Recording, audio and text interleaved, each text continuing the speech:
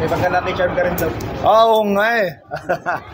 Sana kasi kala ko nga mabibreak na yung lucky charm na yun kasi Spike trade ka ng oo nga eh.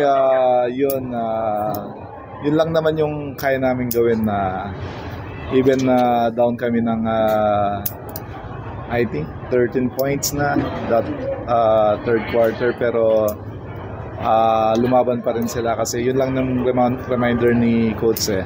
Basta bigyan lang natin yung chance natin na yung sarili natin na manalo this game, which is buti nangyari nung fourth quarter kasi kala ko hindi na kami makakapag-run eh. Buti nung fourth quarter nakapag-run. So pero kinabahan ako kay Polly. Grabe. Layo nung binitawan niyang 4 points. And then talagang range niya talaga yun eh. So yun. Isang parang naririnig ka namin kasi parang nagko-coach ka rin, giving advice na stay ready sa mga Koy. Yeah, actually na-miss ko yung ganitong vibe.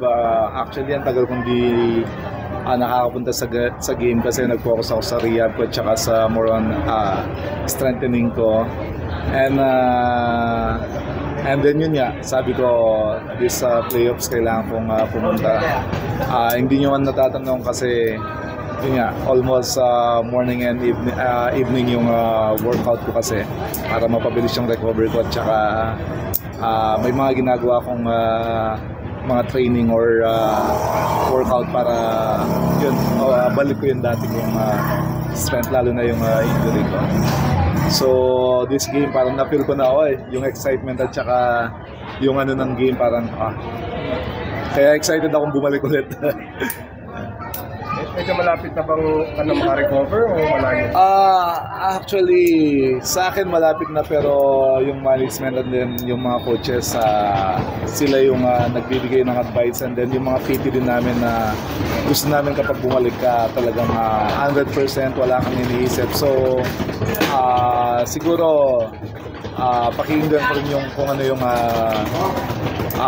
bibigay na advice ng doctor ko and PT namin. Ano ka na Sabado? Anong nag-call? Yeah, of course, para give support lang sa mga teammates. Sabi rin kasi ni Coach Chatik, parang may pagka lucky charm ka rin daw. Oo nga eh. Sana kasi kala ko nga mabibreak na yung lucky charm na yun kasi kala ko matatalo ngayon, buti na lang nanalo.